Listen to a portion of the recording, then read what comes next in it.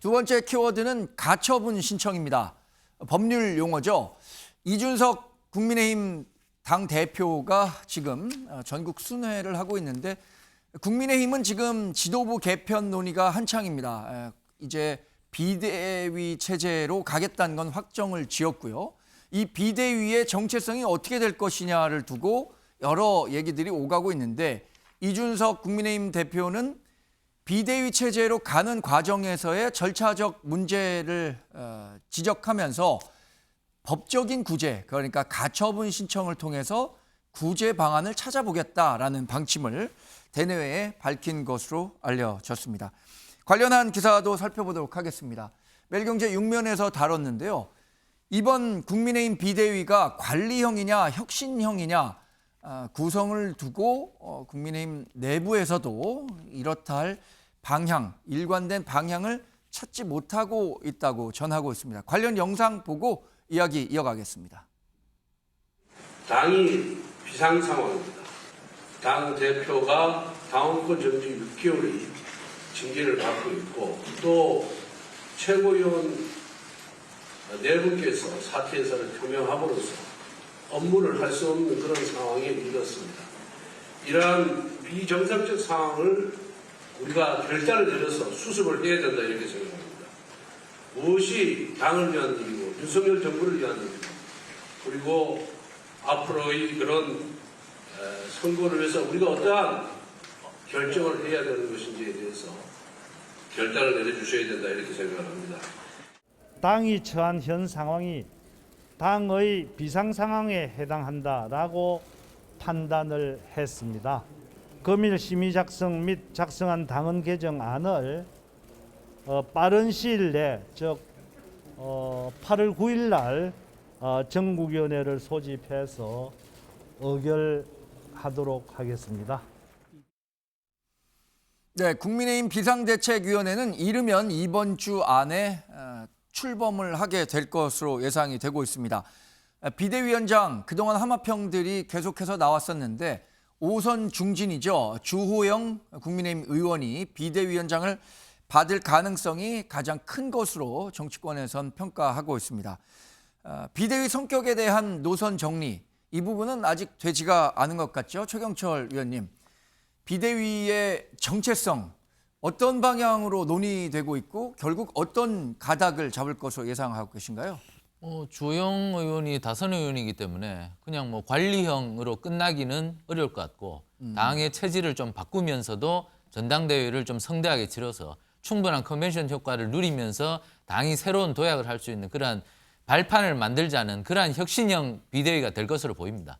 왜냐하면 주호영 의원도 사실 뭐 정치적 꿈이 없는 사람은 아니기 때문에 그러한 관리형으로 끝날 가능성은 아마 굉장히 낮습니다. 그러니까 주호영 의원이 저 자리를 받아들일 때 그러한 조건이 어느 정도 성립되지 않았나 이렇게 예측이 되고요. 네. 일단 비대위를 지금 여당이 꾸렸는데 여당은 지금 실질적으로 여당이지만 국회에서는 소수당입니다. 다수당은 제1야당인 민주당이죠. 예. 그렇기 때문에 국민의힘은 지금 굉장히 전환점에 서 있습니다. 지금 소수당이 향후 총선에서 다수당이 될 수 있느냐 아니면 그냥 계속 소수당이 되면서 대통령도 뒷바라지하지 못하는 그러한 식물 여당이 될 것이냐 이러한 갈림길에 서 있기 때문에 이번에 남은 비대위원회의 임무와 역할이 굉장히 중요합니다. 네. 여기에서 새로운 도약대를 만들어내지 못하면 국민의힘은 지금 정권을 잡았다 하더라도 정권을 잡은 역할도 못하고 기능도 하지 못합니다. 그렇기 네. 때문에 굉장히 중요한 비대위다. 그렇기 때문에 뭐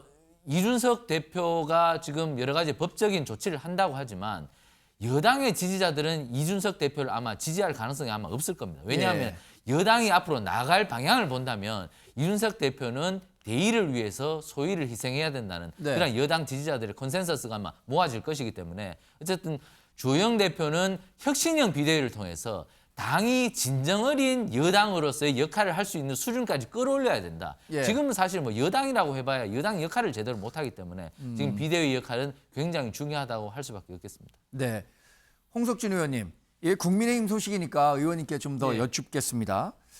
윤핵관의 이선 후퇴 여부를 놓고 당내에서도 이견이 엇갈리고 여러 논쟁이 오고 가는 것으로 매일경제가 이렇게 보도를 하고 있습니다. 윤핵관이라고 하면 지금 원내대표를 맡고 있는 권성동 원내대표 또 지금 직책은 맡고 있지 않지만 장제원 의원, 이철규 의원이라든가 뭐 이런 분들을 지칭하는 것 같은데 글쎄 당내에선 어떻습니까? 이 윤핵관들의 이선 후퇴가 중요한 화두가 되고 있습니까?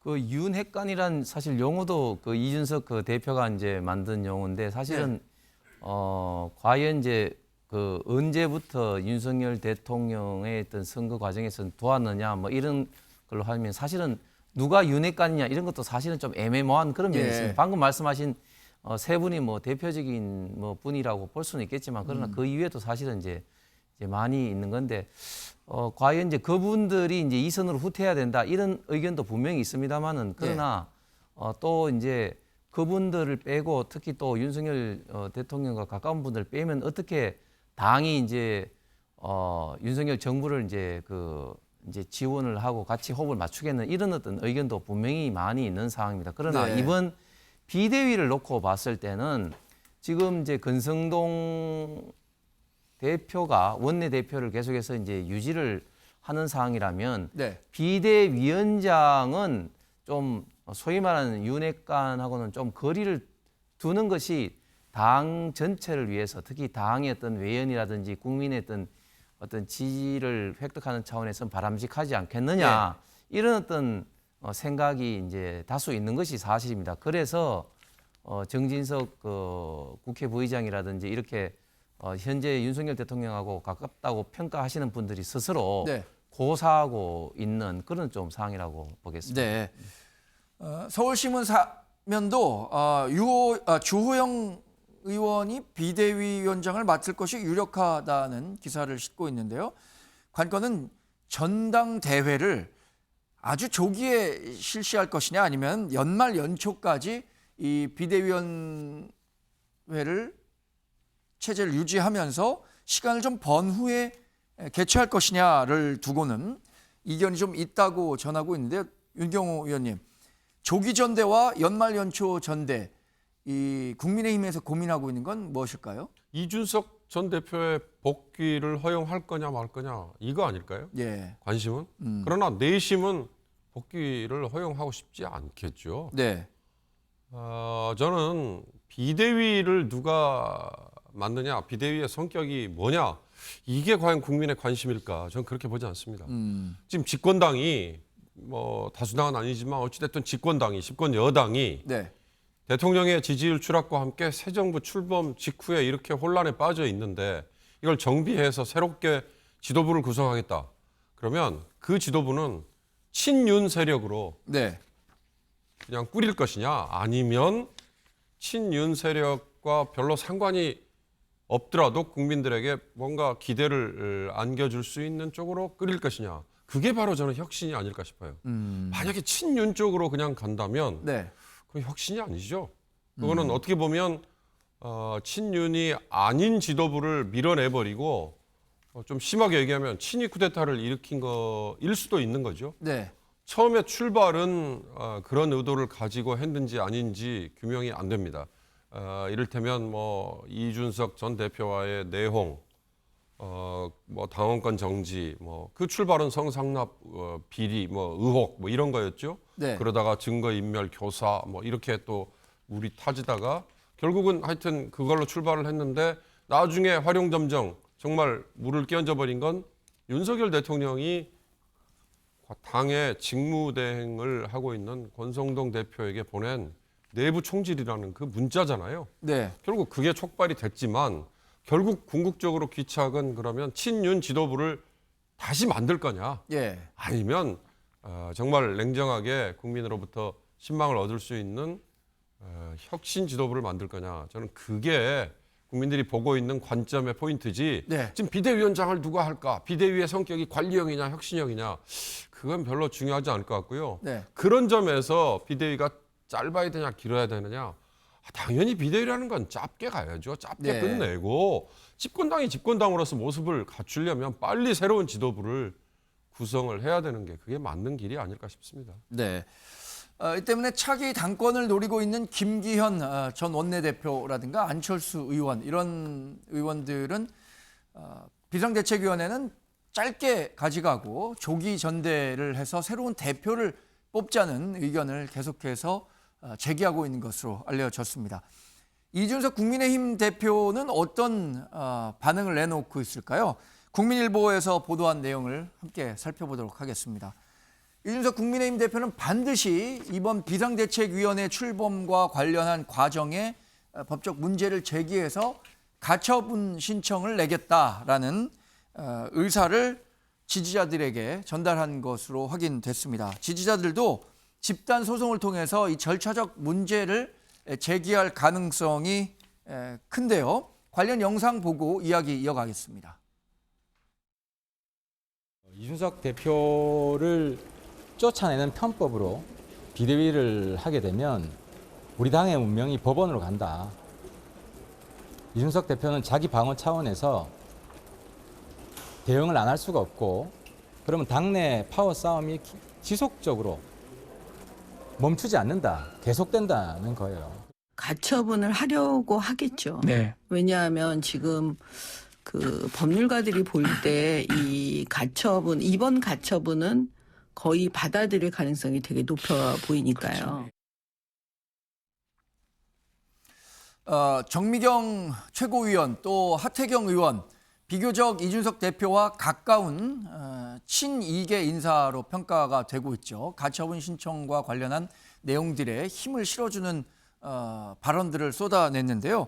이 대표 지지자 모임이 국민의힘 내에 있다고 하네요. 국민의힘 바로 세우기 국바세라고 하는데 비대위 출범을 막기 위한 집단 소송과 탄원서 제출을 준비하고 있다고 밝혔고요. 이 대표는 페이스북에서 기자회견을 하겠다. 13일에 한다라고 하면서 이 기자회견을 전후해서 가처분 신청을 하겠다는 방침을 내놨습니다. 신경민 위원님, 이준석 당대표 지금 글쎄 일부에서는 2보 전진을 위한 1보 후퇴가 필요한 시점이 아니냐라고 조언하는 그룹들도 있는 것 같고요. 그러니까 홍준표 대구시장도 지금 뭐 이렇게 한다는 것은 결국 당의 분탕질하는 것이다. 이렇게 조언을 하는 사람들이 있는가 하면 반대로 이준석 당대표를 지지하겠다라고 밝히는 사람들도 있기 때문에 자신의 정치적 결단이 필요한 시점인데 신경민 의원께서는 어떻게 조언을 해주신다면 하시겠습니까? 홍 시장하고 정미경 최고는 지금 그런 입장이죠. 큰 사람이 되기 위해서는 지금 불이익을 받더라도 참아야 된다라는 입장이고요. 근데 지금 이준석 대표가 내놓는 메시지는 정반대로 가고 있는 건 뭐 너무 확실합니다. 명예로운 것보다는 후회 없는 선택을 하겠다라고 하는 것과 13일 회견이 결정적이죠. 13일이 토요일입니다. 그리고 9일 날 비대위가 뜨고요. 그러면 아무리 늦어도 9일 내지는 10일쯤에는 비대위가 뜨거든요.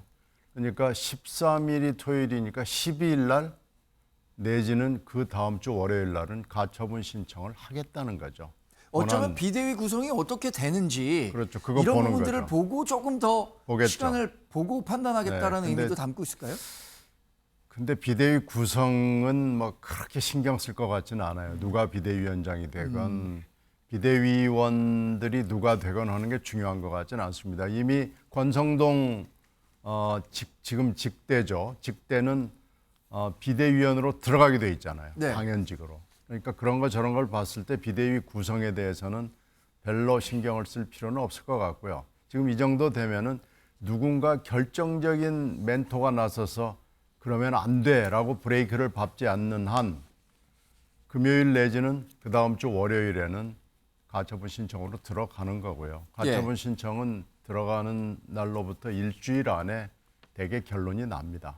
그렇기 때문에 그 다음 주말이죠. 다음 주말 안에는 가처분 신청이 인용될지 기각이 될지가 결정이 되기 때문에 이번 주하고 다음 주가 결정적인 시간이 누구에게나 다 해당자들에게는 되고요. 또 하나는 집단 소송을 하겠다는 국바세는 이것과 별도로 지금 움직이는 것 같아요. 그렇게 되면 그것도 같은 이 타임라인을 통해서 움직일 거기 때문에 이번 주 다음 주는 이렇게 계속 굴러가게 될 것 같습니다. 그래서 지금 현재 윤 대통령이 당정대를 쇄신하겠다는 몸짓을 보여야 되는데 지금 당은 이렇게 굴러갈 거고 청은 지금 박순애 장관 정도 그리고 대통령 비서실은 손을 대지 않으려고 하는 것 같고 그래서 이번 주 다음 주 안에 여러 가지가 결론이 나고 방향이 날 텐데 그렇게 산뜻해 보이지는 않습니다. 네. 한국일보 사면이 재밌는 분석 기사를 실어서 소개를 해드리도록 하겠습니다. 이준석 국민의힘 대표의 정치적 멘토는 유승민 전 의원이라고 해도 과언이 아니겠죠. 유승민 의원실에서 인턴을 한 적이 있고요.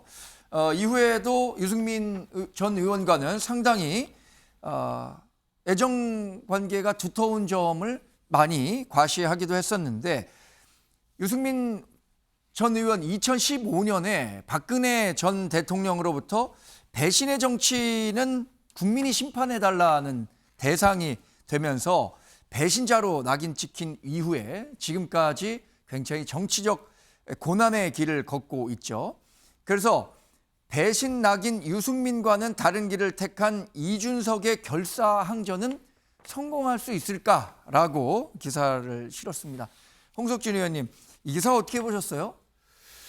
이준석 그 대표가 사실 앞으로 어떻게 해야 될지 이 기사를 한번 자세히 한번 좀 봐야 될 것 같습니다. 유승민 전 의원이 사실 대구 출신으로서 상당히 유력한 정치인이었는데 물론 지금도 유력한 정치인입니다만은 그러나 사실 이제 보수 우파에는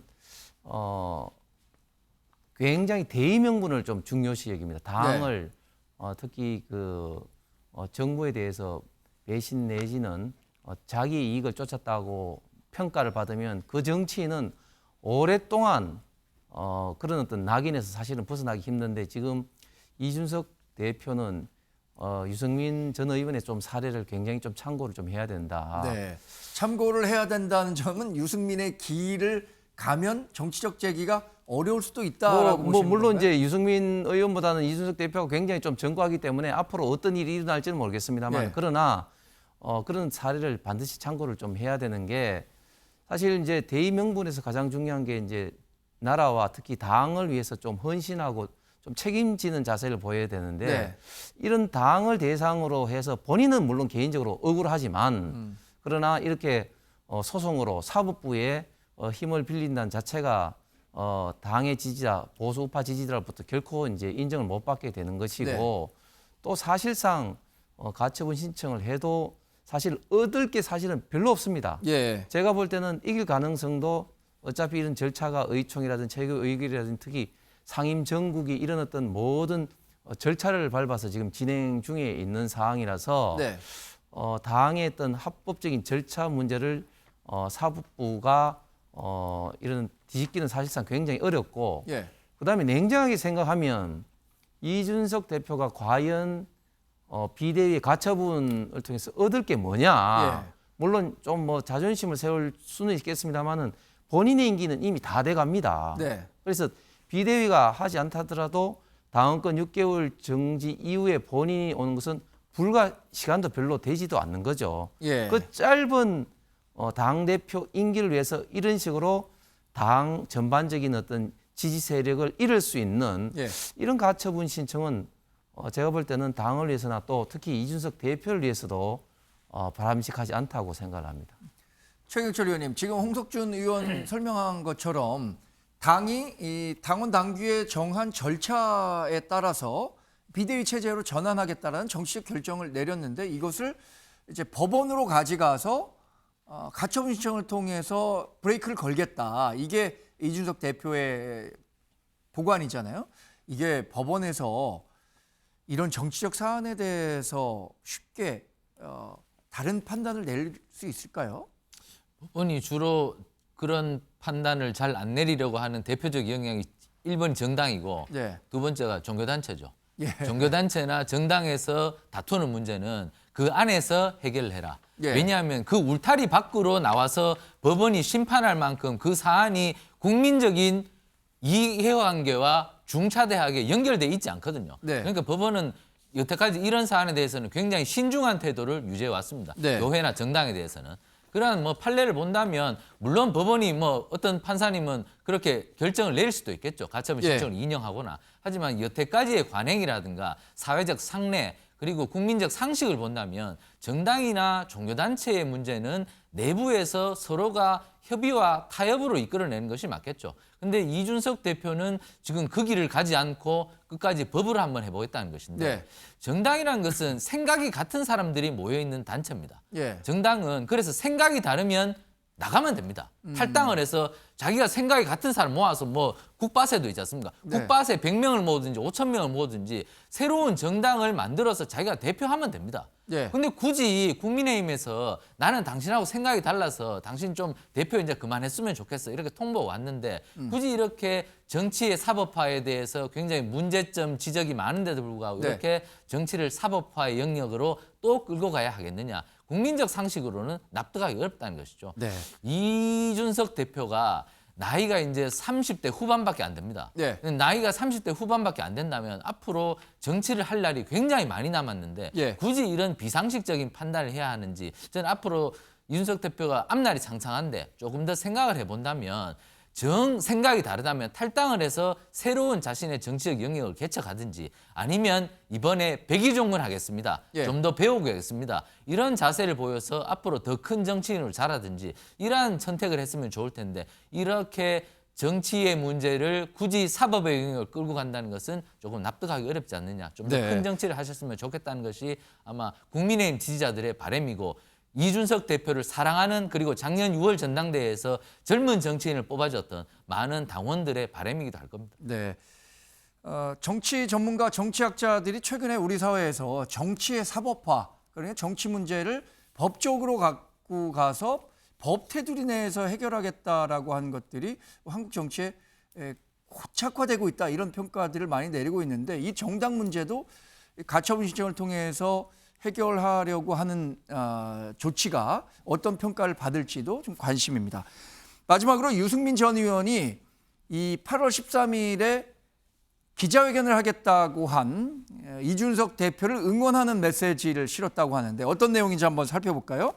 페이스북에 그룹 아바의 노래 치키치타 영상을 공유했습니다. 이 치키치타는 스페인어인데 아이, 꼬마 이렇게 해석이 된다고 하죠. 그러니까 이준석 의원을 지칭한 말인 것 같은데요. 이 노래 가사가 의미심장합니다.